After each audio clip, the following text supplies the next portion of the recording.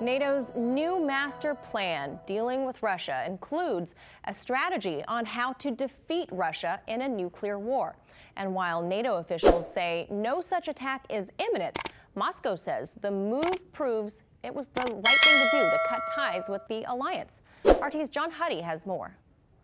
NATO's Concept for Deterrence and Defense in the Euro-Atlantic area, as it's called, is essentially a plan on how NATO forces would deter and fight Russian forces in the Baltic and Black Sea regions. It includes not only military, but cyber warfare, and involves a worst-case scenario situation, that being nuclear war.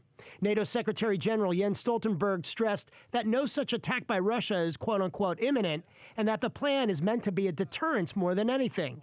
But the move only adds to the growing contention between Russia and NATO, with Russia cutting all communications with the European alliance and pulling its mission to NATO and NATO's resources in Moscow. Even Stoltenberg said Russia-NATO relations are their most difficult and lowest point since the end of the Cold War.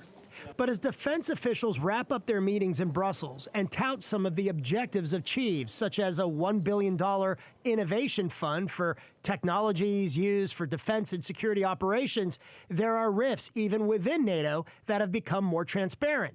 Just a month ago, for instance, headlines were made when Australia agreed to a massive submarine deal with the U.S. instead of France.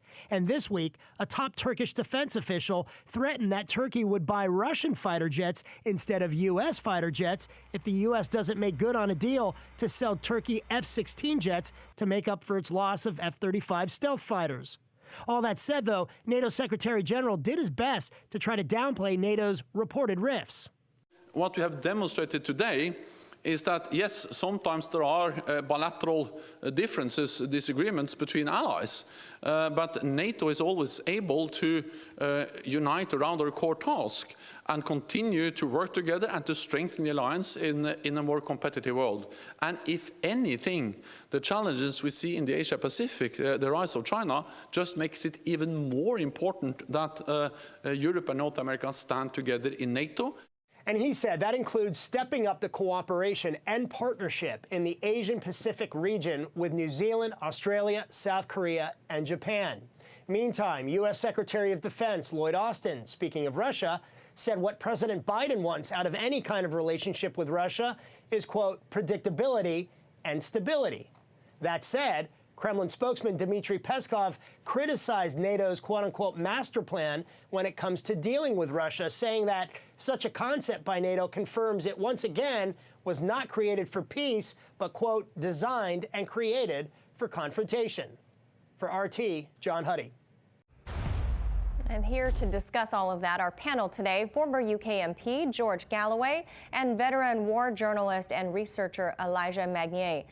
George, over to you first. NATO General Secretary Jens Stoltenberg says this is just an effort to strengthen the alliance and modernize contingency plans. Other officials added that they don't believe an attack is imminent, but they just want to be prepared. But that only explains the defense part of the title of this program, George. What of the deterrence part? Well, either I'm going mad, Manila, or these people have gone mad. If you just dissect what that statement means, it means that they have a plan to destroy, annihilate, remove from the map the very places that they say they intend to defend. It's the old Vietnam adage, this village will have to be destroyed in order to save it. Because nuclear war, which is the final position of this pronunciamento today, means the end, literally the end of life on the planet. Life on the planet as a whole, or at the very least in the case of short and medium range nuclear missiles, the end of life as we know it, the turning into ash of the very Baltic republics they say they are intent on defending. And of course, they say that there is no such threat to the Baltic states in any case. And of course there isn't. If you forced Stoltenberg to say what it is that has reduced relations between NATO and Russia to the lowest level since the Cold War, he would not be able to give you a single example. All of the aggression is going the other way. It's NATO that's having the war games. It's NATO that's moving its tanks closer and closer to Russia.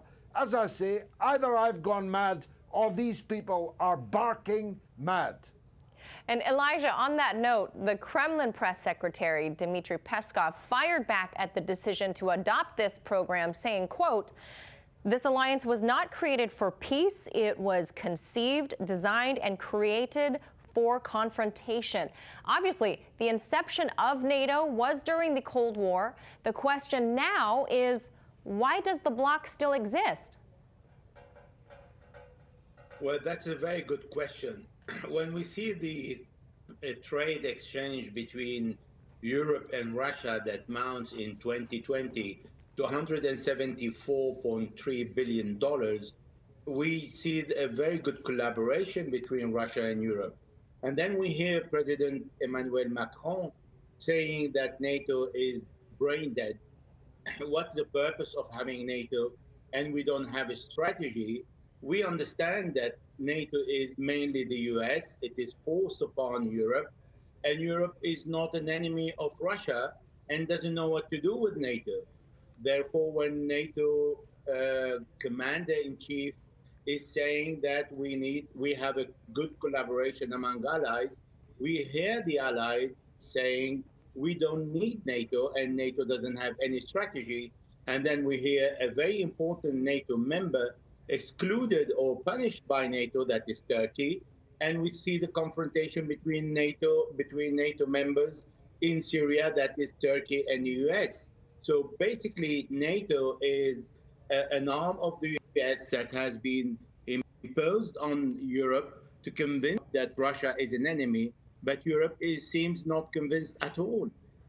Now, gentlemen, in the world of diplomacy, is it foolish or more fruitful to act out of good faith, if you will? Meaning, if you want friendly relations with Russia, should you first behave in a friendly manner? George? You know, I was a grown man, Manila, before I learned that NATO had been formed years before the Warsaw Pact. Everyone younger than me imagines that NATO was a response to the Warsaw Pact military alliance of the former socialist countries led by the USSR. But in fact, NATO was established years before the foundation of the Warsaw Pact. And that's what Peskov is really saying. From the very beginning, this NATO was an offensive, aggressive, belligerent military agglomeration, as our friend just said, imposed upon the people of Europe, not chosen by the people of Europe. But even if it had a logic in the Cold War, it has none now. And what we're seeing is a series of belligerent moves against Russia on the pretext that Russia is somehow a threat to people. It is no threat to whatsoever. Becomes a self-fulfilling prophecy, all of this, Manila. The more you ramp up aggro against Russia, the more Russia will feel that it has something to fear from this group of countries. So yes, of course, jaw is better than war, but we don't do jaw much anymore. And Elijah, I want to go back to your point about Turkey. Turkey is obviously requesting the U.S. Fulfill its previous military contracts. The F-35 has fallen through. Turkey has continued with its use of the S-4000 missile defense system from Russia. This has obviously angered the DoD here stateside.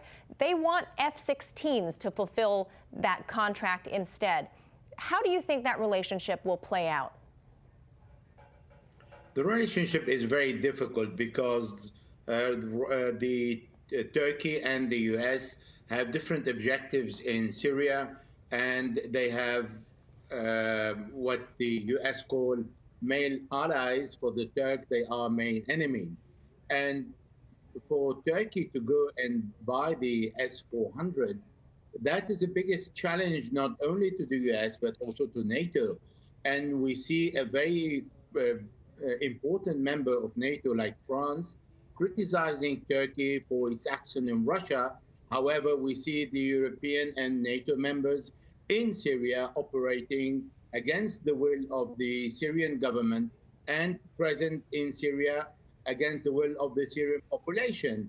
And we see the confrontation between NATO members on the Syrian territory, but we see the determination of Turkey to buy the S-400 and not accept the US conditions to deliver or not to deliver the F-35 of the spare part of the F-16. So we see a real fraction between the relationship among NATO members that are far from being in harmony, not only in Syria, but also in Libya and other parts.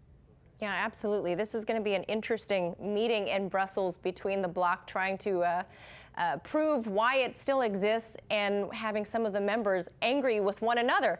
We have to leave it right there. George Galloway, Elijah Magnier, thank you so much for weighing in.